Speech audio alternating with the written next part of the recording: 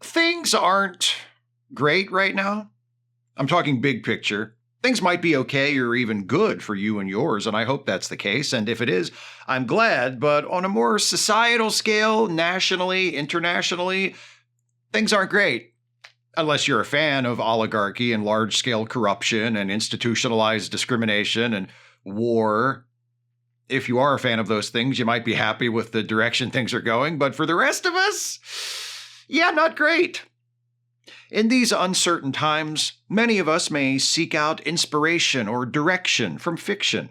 We often think of fiction, especially fantasy, as an escape from depressing and unforgiving reality, but it can also be a motivation to take action, to try and change that reality, or at least an encouragement to hold on and not lose ourselves in bitterness and despair. I can't think of a fictional character better suited to either of those purposes than Superman. There's a story from Action Comics written by legendary Superman writer and artist Dan Jurgens, penciled by Victor Bogdanovich, Ryan Sook, and Dan Jurgens, and inked by Jonathan Clapion, Jay Leiston, Victor Bogdanovich, Ryan Sook, Trevor Scott, and Scott Hanna, called The Oz Effect. It's in 5 parts and begins with Action Comics number 987, the November 2017 issue, first published in September of 2017, the first year of the first Trump administration. What did Superman, and more to the point, the artists who created Superman's stories, have to offer us back then that might be of use today? In a word, hope. Seriously, it says it right there on the cover. If you think it's just a coincidence that they published an issue of Action Comics with the word hope on the cover in huge block letters 8 months into Donald Trump's first term as president of the United States, I don't know what to tell you. The story begins with the mysterious Mr. Oz killing Metallo by ripping out his kryptonite heart. Well, that's not very nice. Then again, neither was Metallo. Still, killing a villain doesn't make you a hero, as Mr. Oz demonstrates when, after killing Metallo, he declares that soon he will prove that Earth doesn't deserve Superman by exposing humanity for the sick, tragic, perverted, and twisted organism it is. We've got that covered, dude. You can move on to other business. Before the whole redundant exposing humanity for the sick, perverted organism it is bit kicks into high gear, we see Superman doing some Superman stuff, rescuing a vaccine from a truck that crashed into a river and flying the vaccine directly to the war-torn country it was destined for, meeting Lois and their young son John at the Daily Planet. But then, as they're on their way out to lunch, the newspaper is inundated by reports from all over the world of violence and disaster, the wreck of an oil tanker, a prison riot, a mass shooting, conflict breaking out in Lagomba, the country where he just dropped off those vaccines. This looks like a job, several jobs, for Superman. He swoops into the rescue to prevent this racist asshole from machine gunning a group of undocumented immigrants whom he blames for the loss of his job. Superman deflects the bullets, crushes the gun, and when the guy says, "They cost me my job, they ruined me," Superman responds with, "The only person responsible for the blackness smothering your soul is you." And that guy was probably like, "There's blackness on my soul? It's worse than I thought. My soul is gone woke." If that's what he's worried about, I've got good news. Supes races from place to place, helping out at the oil spill, quelling the prison riot, putting out fires. But even he can't be in 2 places at once, and sadly he arrives too late to help in several locations, including in Lagomba, where the encampment to which Superman delivered the vaccines has been bombed out of existence, killing everyone there. A distraught Superman asks out loud, "Why would you do this to each other?" And that's when Mr. Oz picks his spot to walk out and say, basically, because they suck. They're selfish and petty, and they don't deserve you. Mr. Oz teleports himself and Superman to the Fortress of Solitude so they can continue their talk in private. Oz takes credit for the sudden outbreak of murder and mayhem across the world, though he insists that all he did was offer people choices, and they embraced the darkness, because that's who they are. Then Mr. Oz reveals his shocking true identity to Superman. And before I talk about that, I should probably tell you, just in case you're not familiar with this story, that Mr. Oz has been around for a few years at this point, popping up every now and then, observing Superman and his family and allies, occasionally abducting people, and just generally acting cryptic and sinister. So the reveal of Mr. Oz's true identity has been building up for a while at this point. He says to Superman, "I realize now that I made a mistake when I sent you here." Superman's like, "What do you mean?" And Mr. Oz says, "What I mean is, Kal-El, I am your father." Surprise! Mr. Oz is Jor-El. Bet you didn't see that one coming, did ya? Ah! That reveal is the hook at the end of Part 1 of the story. Part 2, in Action Comics number 988, begins with Superman responding to Mr. Oz's revelation by offering his more subdued and succinct version of, "That's not true, that's impossible." He just calls Mr. Oz a liar. And with good reason. Jor-El, along with Lara, Superman's biological mother, and also, everyone else on Krypton, died when the planet, exploded. Mr. Oz says, "Can I just take an issue to explain?" And with some visual aids, courtesy of the Fortress of Solitude's Kryptonian memory banks, Oz, or Jor-El, tells Superman about how at the moment of Krypton's destruction, instead of being consumed in the explosion with everyone and everything else on the planet, he was inexplicably, miraculously saved. He found himself surrounded by a light that carried him away from Krypton and deposited him on Earth. But he didn't land in Kansas. He landed in an impoverished country, where he was taken in by some of the poor residents and nursed back to health. Though physically and emotionally broken by his experience, Jor-El eventually grew close to the family that had sheltered him. He tried to pay them back for their hospitality by stealing some food from the local warlord, but Azim, one of the kids in the family, snitches on Jor-El, and the warlord and his gang descend on the home, where Azim is rewarded for his loyalty with an opportunity to join the gang, but only if he wipes out his family, who have been branded traitors for harboring that thieving foreigner Jor-El. With some encouragement from the warlord, Azim machine guns his family to death. The trauma of witnessing this massacre triggers Jor-El's superpowers to manifest for the first time, and he wipes out the warlord's gang. He's about to take out Azim, too, when the same blue light that saved him from Krypton spirits him away again, this time to give him a Clockwork Orange-style crash course in human history, with an emphasis on the wars and atrocities and such. On the basis of all of this, Jor-El has concluded that Earth sucks, humans are even worse than Kryptonians, and Superman is too good for this place. That's why Jor-El has revealed himself to his son, so he can take him away. The other half of Jor-El's sales pitch to Superman, besides humanity doesn't deserve you, is that, according to Jor-El, Earth and this entire plane of existence is about to be destroyed.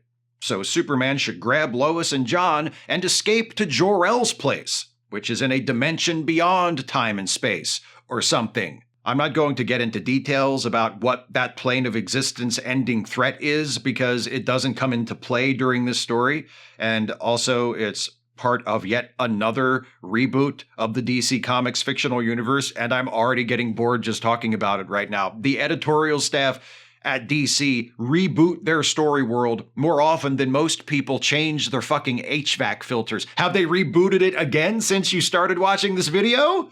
Maybe. Do you want to check? Never mind. Check later. I'm not done yet. So Jor-El tries to convince Superman to leave Earth and come crash at his place, but Superman refuses and flies off to try and help out with the many crises that are taking place as a result of Jor-El's meddling.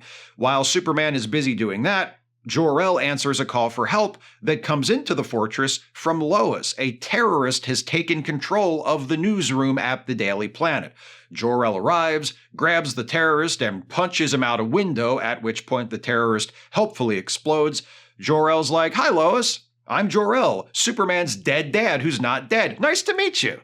Jor-El flies off and finds John and introduces himself as John's long-lost grandpa and takes John back to the fortress, where Jor-El uses the fortress's holographic technology to show John a vision of the world he intends to create for Superman, Lois, and John to live in, along with other superpowered beings, where no one will have to hide who they are behind secret identities, and everyone will be happy all the time. John, who hates having to keep his superpowers a secret, is very interested, especially when Grandpa Jor-El shares the "your plane of existence is going to be destroyed soon" news with the kid. I mean, that would probably seal the deal with me too. While John's been hanging out with his pappy, Superman has been trying to settle that pesky civil war in La Gamba, which he ultimately does by collecting every single weapon in the country and melting it all into a big useless heap with his heat vision. Then, Superman thwarts another, much larger scale terrorist attack in Metropolis being perpetrated by followers of Mr. Oz. Then, finally, Supes gets back to the Daily Planet in time to see Jor-El arriving from the fortress with John. Jor-El reiterates his pitch to Superman: Earth is doomed, humanity has it coming, escape with me or you and your family will die too.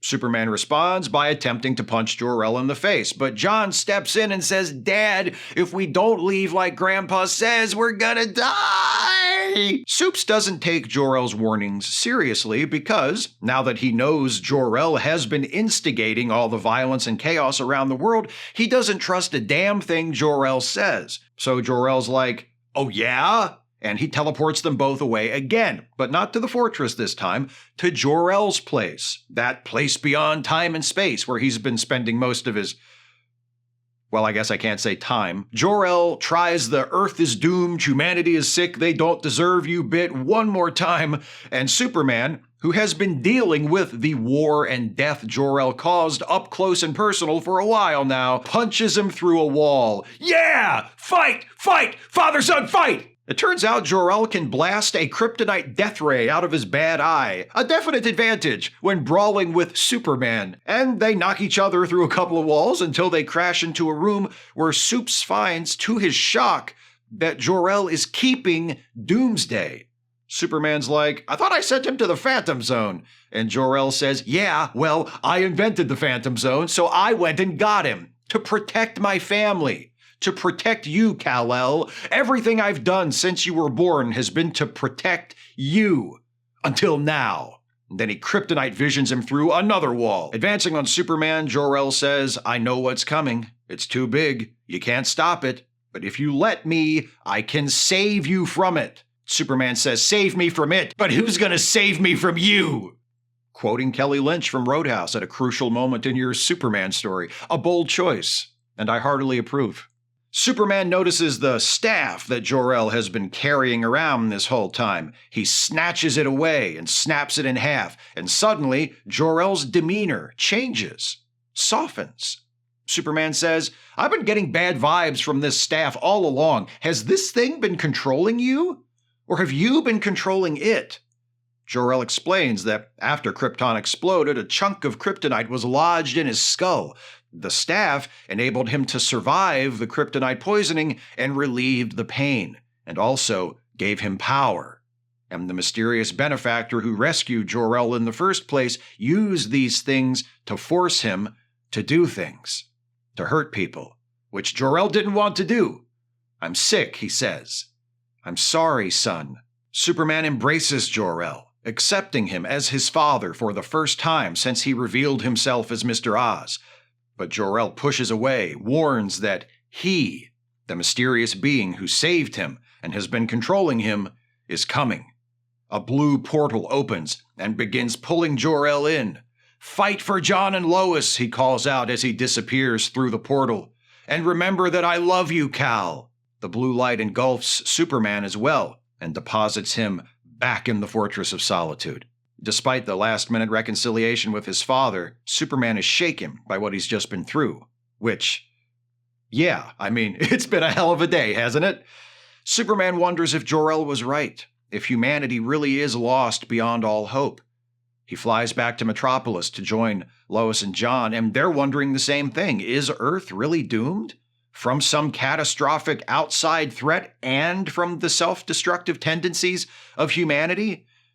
Standing there on the roof of the Daily Planet, Superman listens to events from around the world, a flood of information pouring in, filling the page, telling of terrorism, riots, economic hardship, natural disasters, political corruption, police violence, oppression, persecution.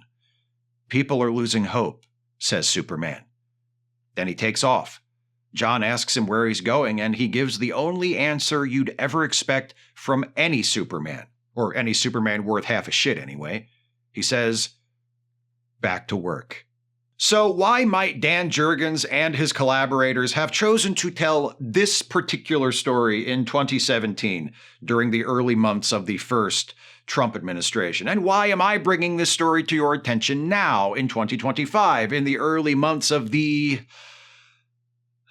second Trump administration? I can't speak for Jurgens and the other authors, though I have some reasonable guesses. I can speak for myself, and the main reason I'm highlighting this story now is because it has a lot to say that we, especially we Americans, need to hear. Things are bad. Things are bad all over and in all sorts of ways. There are environmental disasters, as climate change drives an increase in the frequency and severity of extreme weather events.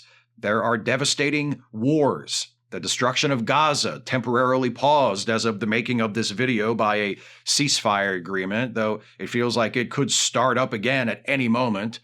The war in Ukraine, caused by Russia's invasion, which has now been going on for more than 3 years. There's systemic discrimination and oppression, persecution and vilification of trans people, scapegoating and mass deportation of immigrants, refusal of refugees, dismantling of programs intended to address racial and gender and income inequality. As Jor-El says, repeatedly throughout the 5 parts of the story, there's darkness and there's light, and darkness is winning. It's to the credit of Dan Jurgens and the artists he's working with here that they don't sugarcoat the direness of the situation, nor do they tack on a hopeful ending so that we can all walk away feeling reassured. The world is on fire, figuratively and literally. It's bleak, because things seemed bleak in 2017 when the story was written, just as they seem bleak now. In the world of the story, as in the real world, humans are fighting each other and killing each other and making each other miserable. And in the world of the story, as in the real world, while we humans bomb and starve each other, a much larger, much more disastrous threat looms in the future. For us in the real world, that threat is climate change. For the characters in the story, it's Dr. Manhattan from Watchmen. This is part of the build-up to that Doomsday Clock series they did that crossed over the mainstream DC universe with Watchmen, and they used it to reboot the DC universe again, because of course they did. It's all they know how to do, apparently. I'm not talking about that. I'm talking about this specific story and Superman. And in this specific story, Superman is confronted with a cruel, twisted version of his biological father, Jor-El, a Jor-El who seems to care about his own family and nothing else. He says to Superman, "Take your wife and son and come with me and forget humanity. Stop trying to help people. It's a waste of time. They don't deserve it." This hateful, bitter Jor-El is unrecognizable to Superman. He says, "Who are you? You can't be my father, because my father wouldn't do this." How many of you have had that conversation with a parent or a relative or a longtime friend during the last several years? Or if not had the conversation, at least felt that feeling, at least asked yourself that question. You voted for this? You support this? Who are you? The person I knew would never do this. In Jor-El's case, his brutal attitude is ultimately explained away as being due to the evil influence of the staff he carries, the staff that takes away his pain and pushes him to have a cold, cynical, judgmental attitude toward the suffering he witnesses and experiences while on Earth. That's a bit of a cop-out, thematically speaking. Oh, look, even though he's done bad things, he's not really bad because he was being manipulated. I realize that the real-life equivalents of Jor-El I was just talking about have also, in many cases, been manipulated. The MAGA movement and the entire modern conservative political project are, at bottom, grifts. But the business with the staff feels like an attempt to redeem Jor-El by giving him an excuse. And in real life, there is no excuse. Superman realizes to his horror that his long-lost father is actually a cold-hearted asshole, but then, at the very end, he gets him back. Emotionally, anyway. He gets to see Jor-El not as a villain, but as a victim of the true villain. Again, that does map fairly well onto our present real-world political situation, but, and maybe this is my own cynicism talking, I doubt most Trump voters will ever experience the clarity and genuine remorse that Jor-El seems to feel at the end, before he is pulled away by the blue light. Hey, it's still a fantasy, I guess. What I find most relevant and most important for us to take from the Oz effect is how Superman responds to all of it.